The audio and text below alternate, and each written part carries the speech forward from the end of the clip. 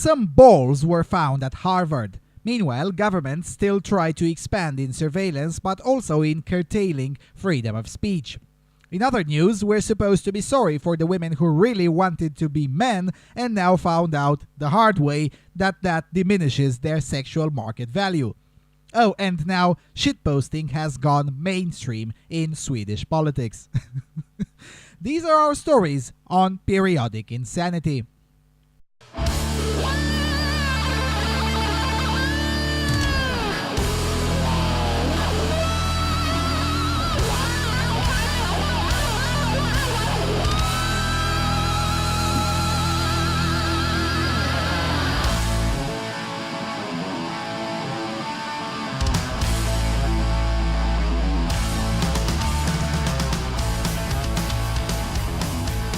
Hello everyone, and welcome to episode 10 of Periodic Insanity. Right, so I haven't made a proper episode for quite some time now, and considering the upcoming Georgia tour, for which of course any donation is deeply appreciated, and also the coming changes which I will announce hopefully next week, possibly even earlier than that, considering all of these, I might do more episodes of Periodic Insanity in the next month. So anyway, with that said, let's dive in. The first item on the agenda is a piece of news about Austria, which I'll read from a Romanian source because I'm not fluent in German yet. So, Digi24, the country that braces itself for a law concerning the monitoring of messaging services such as WhatsApp. Austria is preparing a law to grant the police the authority to monitor messaging services like WhatsApp and Skype in an attempt to counteract the criminals who are increasingly avoiding to speak over the phone.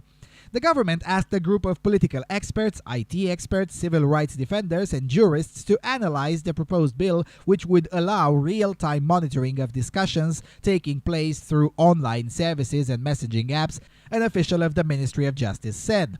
Surveillance would be allowed only after a warrant was issued by a judge in cases concerning terrorist activities, but also other crimes that can be punished by up to 5 years in jail. In other words, everything, but nice wording to make it seem it's not everything.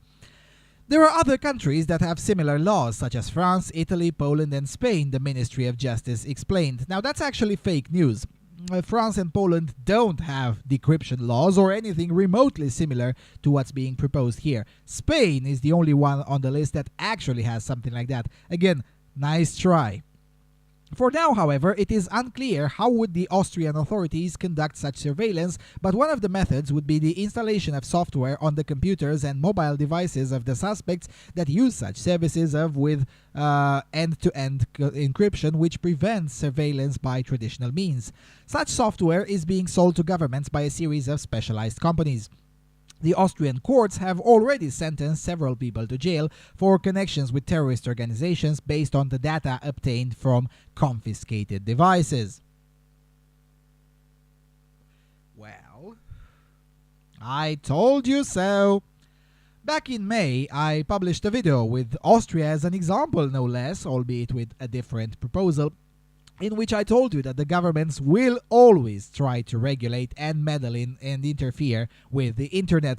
That is why you need to take privacy seriously, because if you're not going to defend it for yourself, no one else will, especially not inside the European Union of Soviet Socialist Republics, where the virtue of discretion is almost illegal now. Now, of course, this doesn't mean that this proposal will necessarily pass, but some version of this will eventually pass and will gladly be signed by the recently elected Green Communist President of Austria. And this is because the right has forgot to argue freedom. Specifically to Austria, FPÖ had some decent attempts, but nowhere near enough. This trend won't be thwarted anytime soon, but if you want it to be thwarted in the next decade or so, then get busy arguing for privacy and individual freedom of association. That's the key to a plethora of issues. In fact, most of them derive from these two.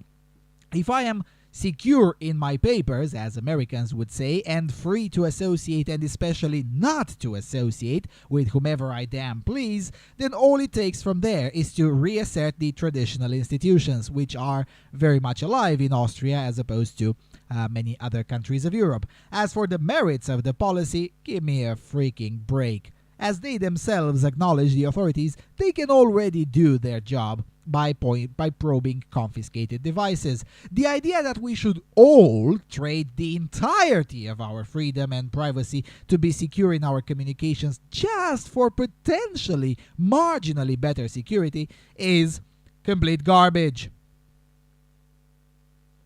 Alright. Let's go to the next story. Coming from Sweden, from Nyheter Idag. The government wants to restrict freedom of the press, opens the possibility for a ban on writing about criminal immigrants. The government is preparing for changes to the constitution and hopes to get through the restrictions on freedom of press and freedom of expression.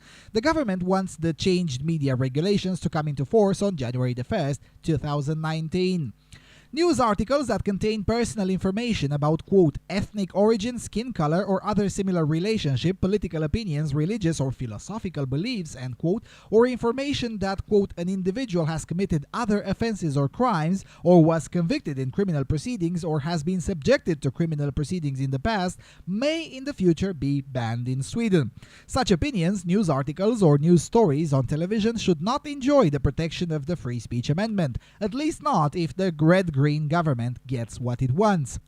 Previously, similar exceptions in the press freedom provisions have been granted for, among other things, child pornography and advertising for tobacco and alcohol. Now the government wants to introduce more prohibitions and thus politically be able to control what newspapers and other media receive and report. Fria Tidder interprets this as saying that the government wants to legislate against so-called alternative media and not least prohibit them from reporting gross violent crime where people with foreign backgrounds are perpetrators. But the law is against everyone, not just the so-called alternative media. Several heavy referral bodies oppose the changes that the government wishes to introduce. The Ministry of Press, Radio and Television, the Faculty of Law at Uppsala University, Sveriges Radio, SVT, the Swedish Journalist Association and the newspaper publishers are some of them. The Court of Appeal over in Skåne and Blekinge goes so far as to compare the proposal with censorship. The government also wishes to limit the protection of certain services containing personal data of a particular integrity and sensitive character. It is an action that is expected to run against the Lexbase internet service where anyone can search legislative acts and judicial orders via the internet. Verifiera AB, which stands behind Lexbase, is one of the referral bodies that have been heard, and the company protests against the government trying to ban their business. Verifiera receives support from the Faculty of Humanities at Stockholm University, the Faculty of Law at Uppsala University, and the Publicist Club, which warns that the foundation of the free speech protections are being gradually eroded. The Chancellor of Justice, the Data Inspectorate, the Faculty Board of Law at Stockholm University, and Sweden's Law Society instead take the side of the government. The next step in the legislative chain will be to formulate a bill that the Riksdag may take a stand for. Since it is about a change in the constitution, the Riksdag must vote yes to the bill twice with an intermediate parliamentary election. This is done to enable voters to say no to the new constitution by voting in favor of parties that do not support the changes. The government hopes that the new law will come into force on January the 1st, 2019. Quite frankly, I'm surprised they didn't try to do this earlier. I guess the golden rule that the government is always slow and late applies to both good things and to evil things. Not even determined evil can escape the trappings of bureaucracies. Now, I'll get a lot more into the details of this in my upcoming epilogue video about the recently ended Swedish tour, but until then, I'll say this. If Sverigedemokraterna is not in the next government, you are fucked. Well, you're fucked in many ways already, starting with the fact that SD is your best hope. That's horrible in and of itself, but you're double fucked if you let these slimy assholes win again. I mean, seriously, a constitutional ban on what the news can write about criminals? Really, Sweden? Alright. Let's move to the other cucked place. We'll get back to Sweden at the end of the show because I got something glorious for you to show from Sweden. But until then, let's go to the People's Republic of Canada. 2 stories from there. First, coming from Heat Street, Canadian city government under fire for funding billboard asking people to check their privilege. Authorities in the city of Saskatoon, Canada are under fire after paying for a billboard of a white man reminding people to check their privilege. The massive anti-racism ad funded by local government tax dollars has attracted negative attention on social media, where people slammed it for implying white people are by definition privileged and prejudiced against people of other ethnicity. It features a white man alongside the quote, "I have to acknowledge my own privilege and racist attitudes." The ad is part of a government multimedia campaign called "I'm the Bridge" that urges people to share their experiences about racism. Local government officials have defended the billboard, claiming it is aimed at starting a conversation about racism in the city and the larger society, Global News reported. Lynn Lacroix, Saskatoon's Director of Recreation and Community Development, told the site that the quote on the ad was taken from one man's submission and it isn't representative of the whole program. This isn't a scripted line intended to target anyone individually. This was an individual in Saskatoon who made the statement of his own free will, she said. The city has spent about $22,000 on the anti-racism campaign over the last 3 years. The campaign was intended to evoke discussion and that it's done in a really big way, the government official continued. The campaign wasn't intended to offend.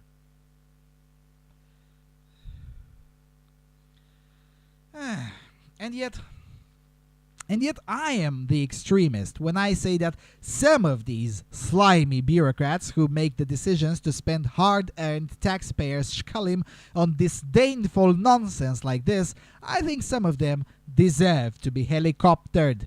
Because this guy, I mean, seriously, this campaign goes way beyond corruption. This is classic corruption and evil intent. Corruption, mind you, is pretty much normal and to be expected in big bureaucracies. I mean, only Swedes and a few poor souls still believe the fairy tale that state bureaucracy, be it local, provincial, or federal, can actually exist without corruption. The bigger the bureaucracy, the higher the level of corruption. It just is what it is. But while corruption is normal, actively sponsoring hate campaigns against most of the taxpayers, that is not normal. Not in free societies anyway, which Canada still pretends it is, even though mountains of evidence shows conclusively that it isn't. I would go as far as to argue that Belarus, a communist hellhole, is in fact much freer than Canada. But I digress. This is a case of several bureaucrats laundering some shekels to shove into their pockets whilst stoking some hatred towards their fellow citizens, and the latter part is helicopter worthy in my humble opinion.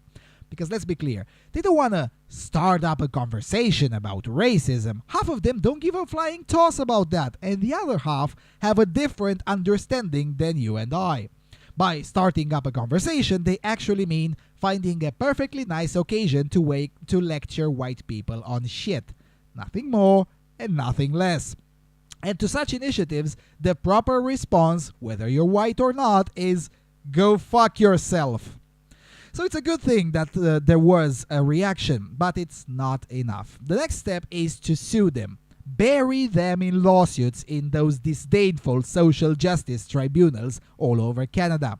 Sure, you won't win, or you're unlikely to win, but as a victim, you don't pay anything. The punishment is the trial for them.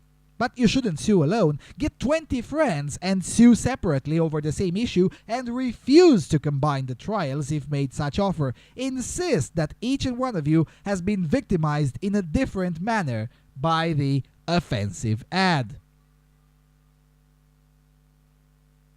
Basically, what I am saying is turn the tables on them. Use their own rules against them. And yes, that's an Alinsky tactic. Rule number 4.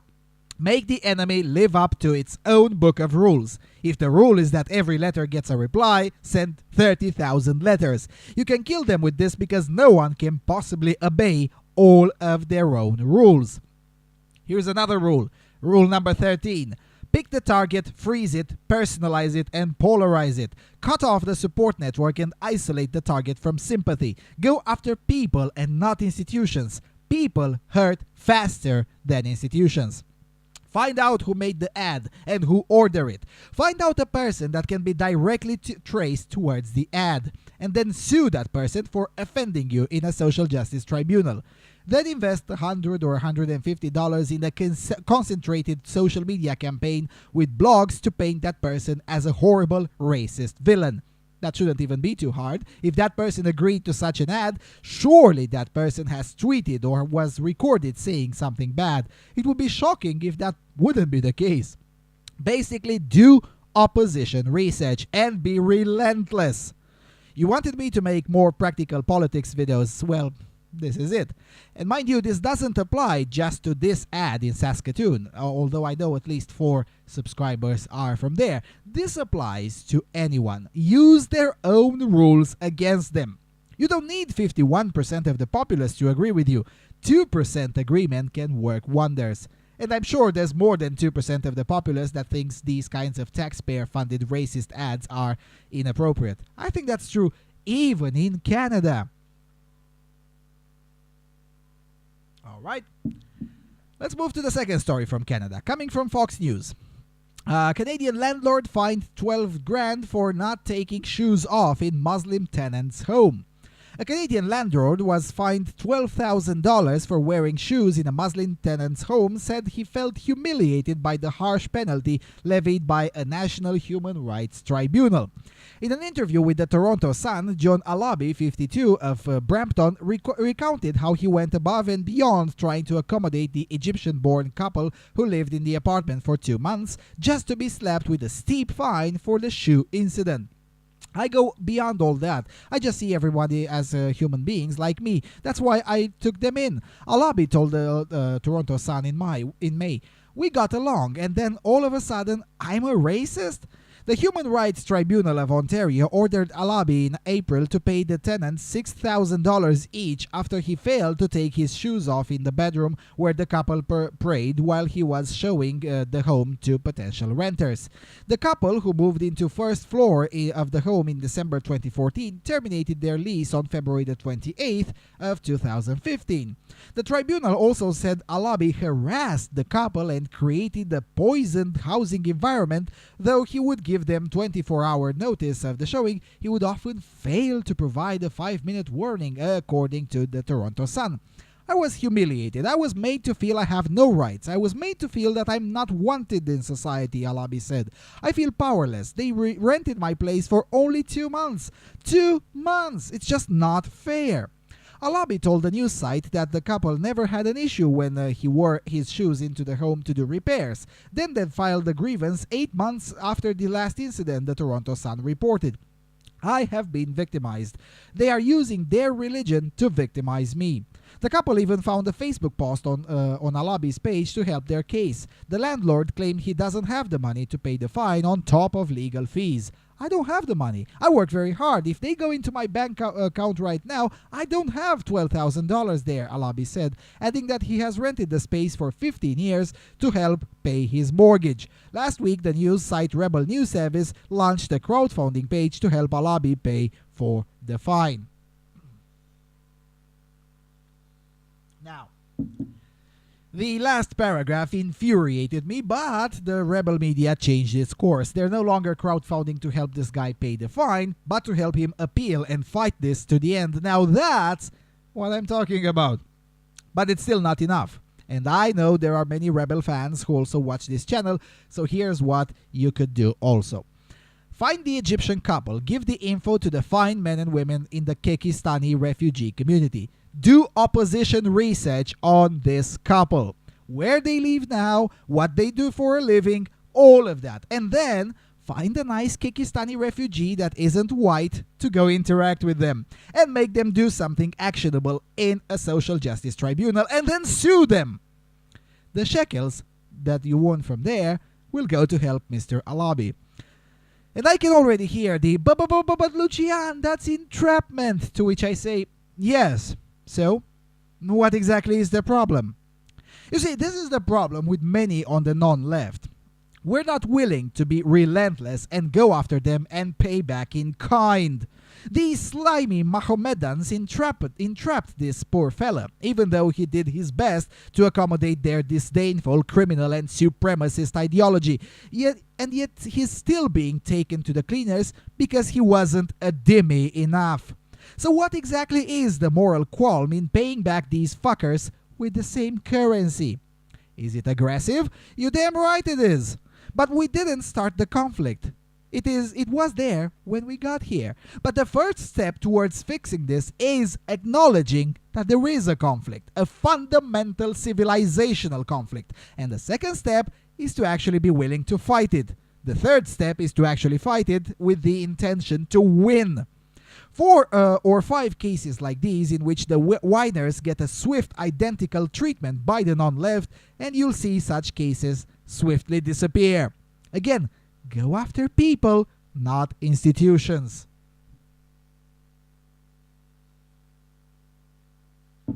Right now, these cases are taking place because the scammers know that nothing can happen to them. And they know this because the Canadian state is aiding and abetting these schmucks. And when the state fails, it's up for the individuals and groups to do something. You can't trust the state, much less the social justice tribunals. Yes, appeal the sentence or ruling or whatever, appeal by all means, but keep in mind you're in enemy territory. Going after the ones who started this and bringing the conflict on your own territory, now that is what I call a fair fight. It would be fantastic if you could find a Hindu or a Sikh to be the bait for the non-left on the Mohammedans. Let the social justice tribunals figure it out. They made the rules for the trial to be the punishment, so let them deal with it. Not fighting these things guerrilla style and on all fronts is what's enabling the enemies of civilization. Yes, I know Canadians are polite and say sorry oftenly, but really, you'll be soon saying sorry for existing. Politeness is for the worthy. I mean, I'm just saying. All right. Let's go to the next story. Coming from Heat Street, Harvard University all-male club defies faculty, expels provisional female members.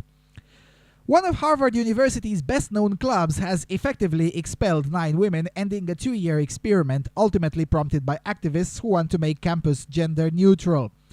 The Fox Club, whose notable past members include British atheist T.S. Eliot and Microsoft founder Bill Gates, has blocked the full membership of 9 women who previously enjoyed provisional member status, effectively returning the club to its traditional all-male status, the Harvard Crimson reported. The decision not to grant permanent membership to women signals the end of the unpopular experiment to allow both genders to join the group, which started back in 2015 after the university faculty pressured campus groups to become gender neutral. Harvard administrators have tried addressing the issue of single-gender associations on campus, instituting a controversial policy penalizing students for participating in all-male or all-female clubs.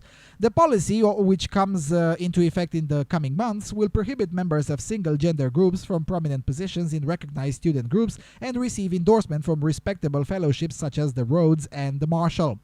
Over the last 2 years, the Fox Club's leaders allowed women to become provisional members of the group, leading to some other male members adopting the same status to show support. But according to email correspondence between the club's leaders obtained by the student paper, the Fox Club will now revoke everyone's provisional member status and will be inviting only male students to apply for full membership. Bravo! That's it. That's all there is to say about this piece of news. Freedom of association is a negative right. It starts with the freedom not to associate. And the idea that absolutely everything needs to be co-ed and mixed and diverse, and if you disagree, you're Hitler, that idea is ludicrous. Both young men and young women need some space away from the opposite sex. Everyone knows this to be true instinctively. Yet for some reason, we're supposed to pretend that that's somehow bad. It isn't, nor should it be.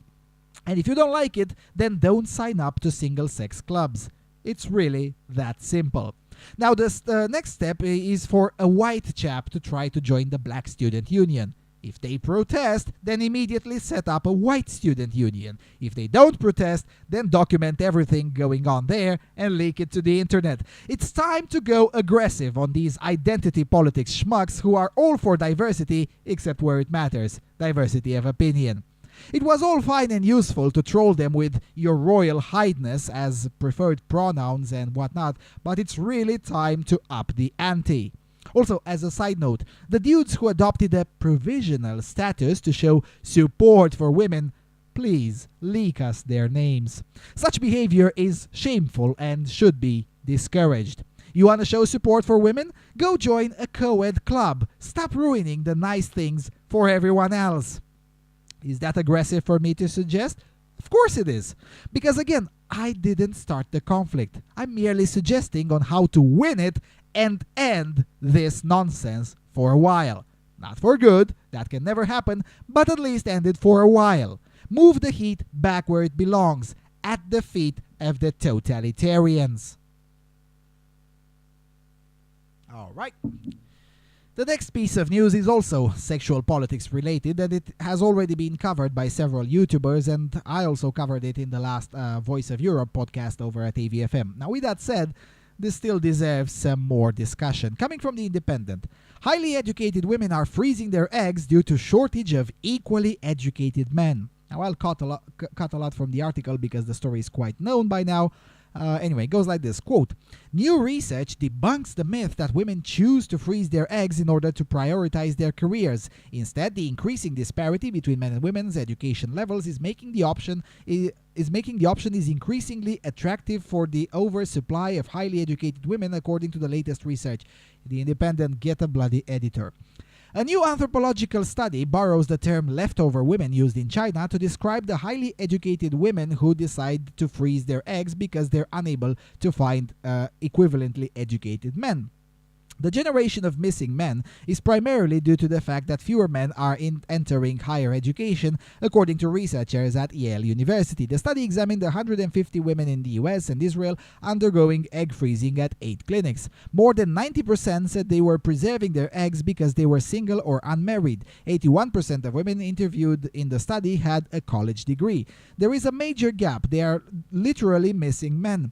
There are not enough college graduates for them. In simple terms, this is about an oversupply of educated women, said author of the study, Marcia Ehorn, a professor of anthropology at Yale. Professor Geeta Nargun, medical director of Create Fertility, says, quote, "Women tell us frequently that they are freezing their eggs because the men they meet feel threatened by their success and so are unwilling to commit to start a family together. Defying biological timelines, the ability to freeze eggs has enabled 3,676 women in the UK up until 2014 to put motherhood on hold. The situation is expected to continue, with 36.8% of women entering higher education last year compared to 27.2% of men, according to University Admission Service UCAS. I think this is an issue that has been misinterpreted so much. This idea of a selfish career woman putting her fertility on hold, says Professor Inhorn. As a feminist, I think it's great that women are doing so well, but I think there has been a cost that has been paid." She added, "These women were unable to find educated men willing to commit to family life, the reflection of a growing but little discussed gender trend with women increasingly outnumbering male college graduates," the report concluded. Well, first of all, boo fucking who? Seriously, no empathy whatsoever for these women. You don't deserve it. Secondly, this article doesn't mention it, but the main study says that maybe something should be done about the young men who don't even get to university, let alone graduate. When I read that for the first time, I was like, oh, so now you care. Where were you in the last 25 years when non-feminists kept on pointing out the myriad of ways in which institutionalized misandry is an issue? Oh, I know. You were busy with your careers. But on a more serious note, this study is announced by the authors, not just by the press, as a triumph, as in, aha, we busted the myth that egg freezing is done by selfish career women, when in reality it's men's fault. Seriously, feminists, we're very, very tired of this routine. Yes, we know everything is men's fault, including when women fuck it up. It's still somehow men's fault by default. Yeah, we get it. It's your opinion, and we understand it's in part mental disorder. That's fine, darling. But seriously, have you actually busted the myth? Because from where I'm looking, you haven't. If anything, you have confirmed it. Let me tell you why. But before I do that, there needs to be said that career women aren't necessarily selfish. And even if they were, being selfish is not in and of itself a bad thing. The problem emerges when one doesn't want to face the consequences, or better said, the trade-off. Nobody says that all women should marry young and have children. What many of us do say, however, is that for many women, that path might indeed be the better choice, the more fulfilling choice. Meanwhile, feminists say, and have been saying for 40 plus years, that all women should be careerists and that motherhood is haram. Don't believe me? In a discussion with fellow feminist Betty Friedan on how to compensate mothers who stay at home, feminist extraordinaire Simone de Beauvoir was very clear. Quote, "No, we don't believe that any woman should have this choice. No woman should be authorized to stay at home to raise her children. Society should be totally different. Women should not have that choice precisely because if there is such choice, too many women will make that choice. And it is a way of forcing women in a certain direction." So are we clear? Now, back to the study and the alleged busted myth. The reality is that those women who would not have ended up in that situation had they not been quote-unquote selfish career women. If they had married young, started having kids at the age of 20 and postponed the college and the career instead of the other way around, the issue would not have existed. So this study actually does confirm that egg freezing is booming because of what this study calls selfish career women, which again, I don't think it is an appropriate term. The fact of the matter is that life itself is a set of choices, each with its own trade-offs. You want a top-tier career? Great, but you won't be having kids. You want kids? Fantastic, but you won't be having a top-tier career. And even the botched feminist model is also a set of trade-offs. They keep peddling this that, oh, more fathers should stay at home and whatnot. That's fine. But that comes with trade-offs as well. If the father earns more, then messing up his career not only harms him, but also harms the family as a whole. So that is a trade-off. Life itself is a sum of trade-offs, and this is the part that feminists never understood. And those that did, like Simone de Beauvoir, did their best to conceal it from the young women she was preaching towards. Too many women were sold the idea that they can have it all, with the implication that men have had it all, and now they're suddenly finding out that's not how reality works, and it's not how it works for men either. Two more aspects that need to be emphasized. First, it is unclear to me what constitutes educated for this study. I mean, a master's in lesbian dance theory is technically educated, but if shit hits the fan, I'll have a blue-collar carpenter with me and none of these educated schmucks. And second, it is fascinating how the study and the subsequent press coverage manages to do a study on hypergamy without actually talking about hypergamy. Because here's the deal. Even if we are to accept that there is an oversupply of educated women, which I don't accept, and I'll explain why in a second, but even if we are to accept that, for the sake of the argument, the first obvious solution is to stop being such a classist prick. What's so wrong with marrying an electrician? Yes, he's not educated, but electricians make more money than most of the educated folk, and their physical stamina also suggests good genes for healthy offspring. If children and family is what you're looking for, going into blue-collar circles seems to me like the obvious immediate solution. With that said, I don't accept the premise, and here's why. In fact, what I do object to is the term educated, when in fact there is a much more appropriate term to be used in this case: credentialed. There isn't an oversupply of educated women, that's just bullshit. But there is indeed an oversupply of credentialed women. That's why I call them classist pricks, because they essentially see themselves as a separate and superior class, when in fact they are neither. Or at best, they are a separate class, alright, but a distinctly inferior class.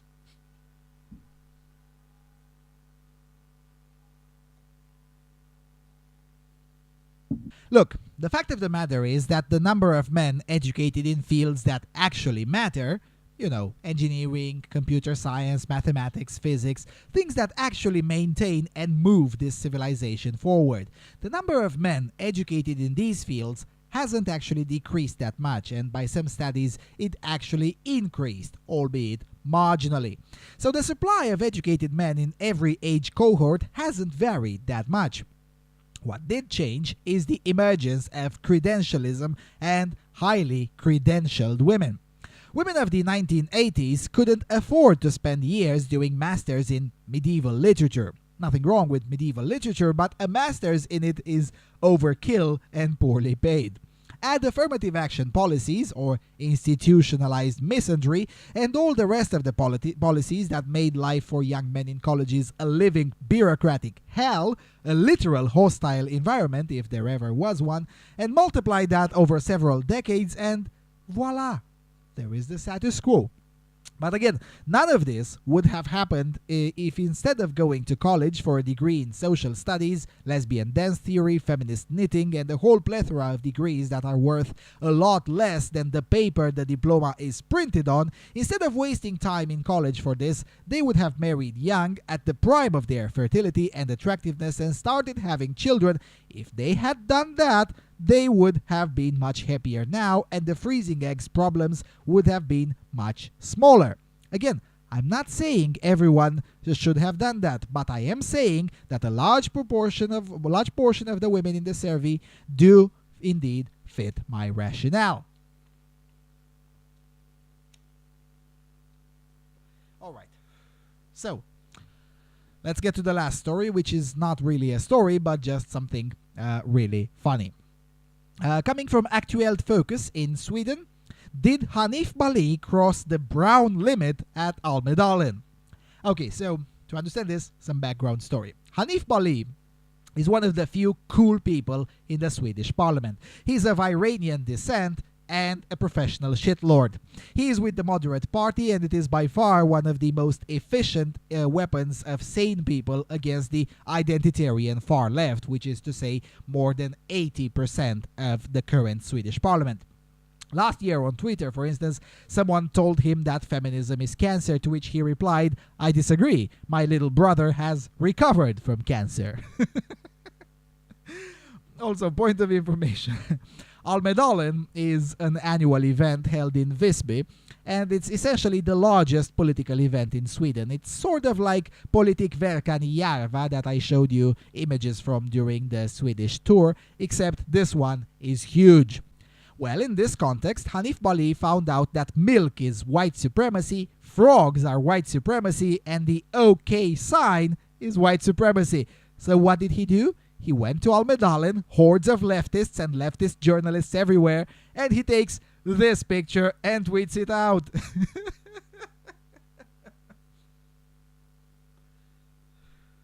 And it worked! Actual Focus, which is a very far left publication, writes about this picture, quote, "What does a frog, a so-called OK sign, milk, and a moderate parliamentarian have in common? As strange as it may sound, the answer is neo-fascism, or rather the so-called alt-right movement. The history of milk Nazism stretches back to the notorious site 4chan, on an online retreat that can be described as a regular troll factory where all things are allowed.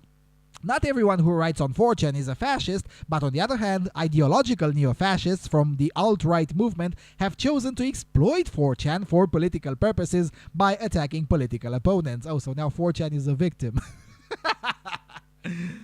An example of this was when anonymous users on the forum suggested that people should spam the culture with the rumor that the left believes that white people are being insensitive to black people by drinking milk. This because it would be insensitive to blacks that are at greater risk of lactose intolerance than whites. This mind-bogged argumentation spread among other things through fake profiles and impersonated left-wingers on social media. The trolls also began to spread that sympathizers of the alt-right drank milk to pay tribute to the superiority of the white race because of the lactose intolerance. The milk stunt was effective. Some media companies bought the story hook, line, and sinker, and the alt-right movement immediately began to exploit this by mocking the anti-racist and the media who spread the rumor, and as the neo-fascists themselves had begun. Since then, the alt-right movement representatives have assumed that milk is a symbol of white identity.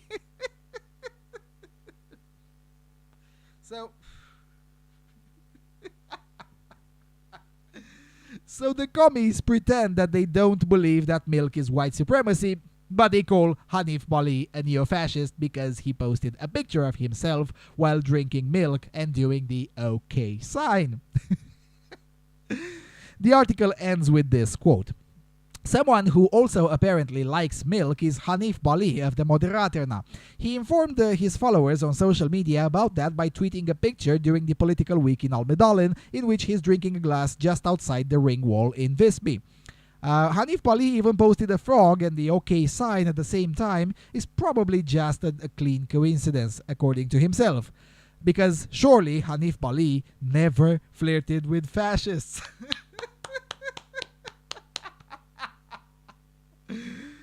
Mycket bra, Hanif. Mycket bra. Du måste göra det ofta. I mean, it's amazing. Even when you tell them in advance, look, mate, I'm gonna troll you right now, okay? You're ready?